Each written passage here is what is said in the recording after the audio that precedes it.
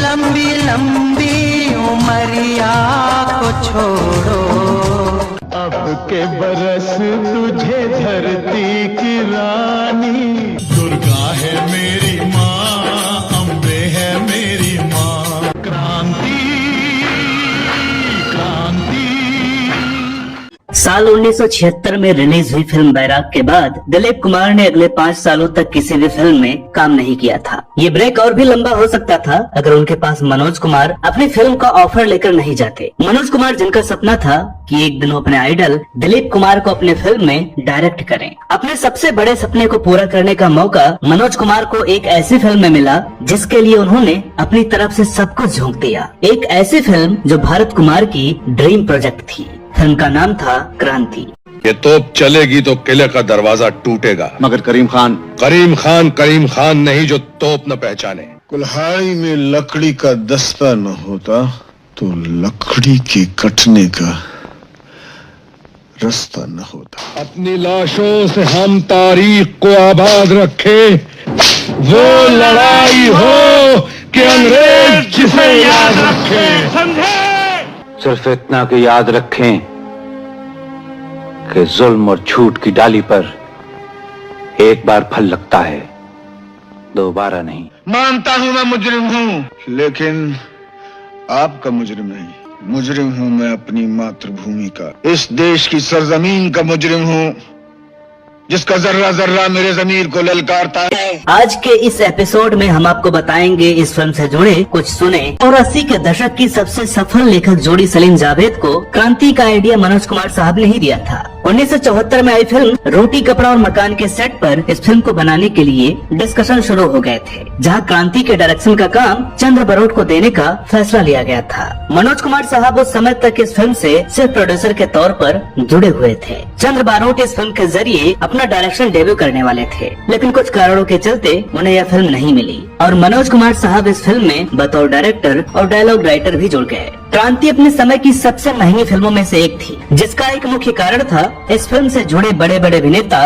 और अभिनेत्रियां। क्रांति के मुख्य किरदार सांगा के लिए मनोज कुमार ने दिलीप कुमार को फोन किया और उन्हें अपनी फिल्म के बारे में बताते हुए कहा, इस फिल्म में एक किरदार है जिसे आपके सिवा कोई नहीं निभा सकता, क्या आप मेरी फिल्म में काम करेंगे? दिलीप कुमार ने मनोज कुमार को नरेशन सुनने के लिए अपने घर बुलाया। फिल्म के स्क्रिप्ट का काम पूरा होने के बाद मनोज कुमार साहब दिलीप कुमार के घर पहुंचे, लेकिन उस समय दिलीप कुमार साहब अस्पताल जा रहे थे जहां उनके भाई एडमिट थे। मनोज कुमार ने दिलीप साहब से कहा कि वो 2 मिनट में उन्हें फिल्म की कहानी सुना देंगे। फिल्म की कहानी सुनने के बाद दिलीप साहब को अपना किरदार पसंद आया और उन्होंने मनोज कुमार के डायरेक्शन में काम करने के लिए हाँ कर दिया। एक 9 साल के बच्चे ने जिस अभिनेता को पर्दे पर देखकर हीरो बनने का सपना देखा था और जिस अभिनेता के किरदार से खुश होकर अपना नाम बदल लिया था, वही अभिनेता अब उस बच्चे के डायरेक्शन में काम करने वाला था। मनोज कुमार साहब को तो जैसे सब कुछ मिल गया था। दिलीप कुमार साहब के बाद मनोज कुमार अपनी फिल्म की कहानी को लेकर अमिताभ बच्चन के पास गए और उन्हें शत्रुघ्न सिन्हा वाले किरदार का ऑफर दिया, लेकिन अमिताभ बच्चन अपनी व्यस्तता के चलते इस फिल्म में काम नहीं कर पाए। इसके बाद शशि कपूर वाले किरदार के लिए पहले विनोद खन्ना को भी अप्रोच किया गया था, लेकिन किन्हीं कारणों के चलते वो भी इस फिल्म में काम नहीं कर पाए। बात करें इस फिल्म की अभिनेत्रियों के बारे में तो वैजंती माला को दिलीप कुमार के अपोजिट राधा का रोल दिया गया था, लेकिन वैजंती माला उस समय तक फिल्मों से संन्यास ले चुकी थी, जिसके चलते वो इस फिल्म में काम नहीं कर पाई और यह रोल निरूपा रॉय की झोली में चला गया। वैजंती माला ने इससे पहले दीवार फिल्म के एक रोल को ठुकरा दिया था और फिर वो रोल भी निरूपा रॉय ने ही निभाया था। इत्तेफाक की बात ये भी है कि दोनों फिल्मों की कहानी सलीम जावेद ने लिखी थी और दोनों फिल्मों में शशि कपूर ने काम किया था। बात करें बाकी कलाकारों की तो इस फिल्म में हेमा मालिनी, मदन पुरी, प्रेम चोपड़ा, टॉम ऑल्टर और सुधीर दलबी ने भी काम किया था। फिल्म क्रांति मनोज कुमार के जीवन की सबसे बड़ी फिल्म थी, जिसके लिए उन्होंने अपनी बहुत सी संपत्ति बेच दी थी, जिससे इस फिल्म को एक बड़े स्तर पर शूट किया जा सके। इस फिल्म में सुरीली का किरदार निभा रही परवीन बॉबी अपने शरीर को मेंटेन रखने के लिए उस समय स्ट्रिक्ट डाइट फॉलो कर रही थी और इसलिए परवीन बॉबी इतनी कमजोर हो गई थी कि कभी कभी सेट पर बेहोश हो जाती थी। उस दौरान परवीन बॉबी की मानसिक स्थिति के बारे में भी कई तरह की बातें चल रही थी। मनोज कुमार अपनी फिल्म में किसी भी तरह की अड़चन नहीं चाहते थे, इसलिए उन्होंने परवीन बॉबी के हिस्से में एक गाना और कुछ सीन रखकर उनके किरदार को फिल्म के बीच में ही खत्म कर दिया था। फिल्म क्रांति की शूटिंग के दौरान ही धर्मेंद्र और हेमा मालिनी की शादी हुई थी और जिस दिन उनकी शादी हुई थी उस दिन हेमा मालिनी को फिल्म के लिए सफेद साड़ी में एक सीन शूट करना था। हेमा मालिनी ऐसा नहीं चाहती थी और इसलिए उन्होंने अपनी फिल्म रजिया सुल्तान का काम पूरा करके मनोज कुमार साहब को फोन किया और उन्हें बताया कि वो आज बीमार हैं, इसलिए शूट पर नहीं आ पाएंगे। मनोज कुमार साहब को जब अगले दिन पूरी बात मालूम हुई तो उन्होंने हेमा जी को शादी की शुभकामनाएं दी और कहा इसमें झूठ बोलने वाली कौन सी बात थी, अगर तुम सच बता देती तो हम कोई और सीन शूट कर लेते। इस फिल्म की शूटिंग के दौरान का एक और किस्सा हेमा जी से जुड़ा हुआ है। दरअसल उन दिनों हेमा मालिनी रजिया सुल्तान और क्रांति की शूटिंग एक साथ कर रही थी। हेमा मालिनी फिल्म रजिया सुल्तान को अपने करियर की सबसे बड़ी और जरूरी फिल्म मानकर शूट कर रही थी और इसलिए एक दिन क्रांति के सेट पर पहुंचकर उन्होंने मनोज कुमार से कहा कि आज उनके सीन जल्दी शूट कर लीजिए ताकि वो रजिया सुल्तान को अधिक समय दे पाए। मनोज कुमार साहब को उनकी यह बात पसंद नहीं आई और उन्होंने उस दिन हेमा मालिनी का एक भी सीन शूट नहीं किया। ये बात जब हेमा मालिनी ने रजिया सुल्तान के डायरेक्टर कमाल अमरोही को बताई तो उन्होंने मनोज कुमार साहब को फोन किया। तब मनोज कुमार ने उनसे कहा कि हेमा ने उनकी फिल्म को डेट्स दी थी, इसलिए क्रांति उनकी पहली वरीयता होनी चाहिए। फिल्म क्रांति के लिए लक्ष्मीकांत प्यारेलाल की जोड़ी ने संगीत दिया था और गानों के बोल संतोष आनंद के कलम से निकले थे,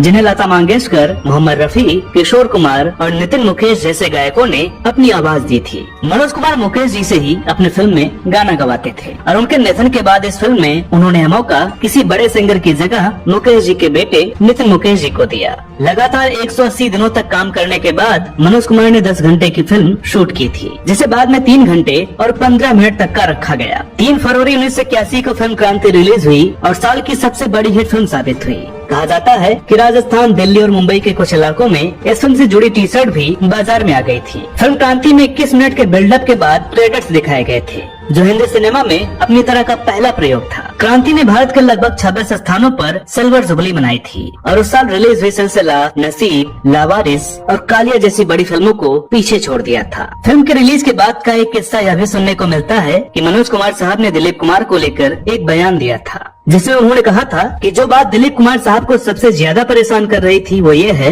कि फिल्म क्रांति को मनोज कुमार की फिल्म माना जाता है। क्रांति को डिस्ट्रीब्यूटर्स ने मनोज कुमार के नाम से ही लिया था। ये बातें जब दिलीप कुमार के कानों तक पहुंची तो मनोज कुमार साहब से खफा हो गए और ये नाराजगी इतनी बड़ी थी कि जब मनोज कुमार के पिता का निधन हुआ तो दिलीप कुमार उनसे मिलने भी नहीं गए। फिल्म की रिलीज से पहले सिनेमा के लोगों के लिए एक प्रीमियर रखा गया था, जिसमें प्रकाश मेहरा भी आए थे, जो उसमें अपनी फिल्म जमीन पर काम शुरू कर रहे थे, जिसमें बॉक्सर मोहम्मद अली और अमिताभ बच्चन भी जुड़े हुए थे। प्रीमियर पर जब उन्होंने क्रांति का क्लाइमैक्स देखा तो ये भौचक्के रह गए, क्योंकि उसमें ठीक वैसे ही दृश्य थे जो जमीन के क्लाइमैक्स के लिए भी रखे गए थे। इसके पीछे का कारण यह बताया जाता है कि फिल्म जमीन के राइटर हरवंश कुमार ने टीवी सीरियल रूट्स से इंस्पायर्ड होकर वो दृश्य लिखे थे और दूसरी तरफ सलीम जावेद की जोड़ी ने भी वो सीरियल देखा था और कुछ दृश्य उन्होंने भी अपनी फिल्म में रख लिए थे। मनोज कुमार साहब क्रांति के प्रिंट्स जापान से लाना चाहते थे, लेकिन वे हवाई जहाज में सफर नहीं करते थे और उस समय जापान के लिए पैसेंजर शिप नहीं चलती थी। ऐसे में उन्होंने अपने एक असिस्टेंट को अपने साथ लिया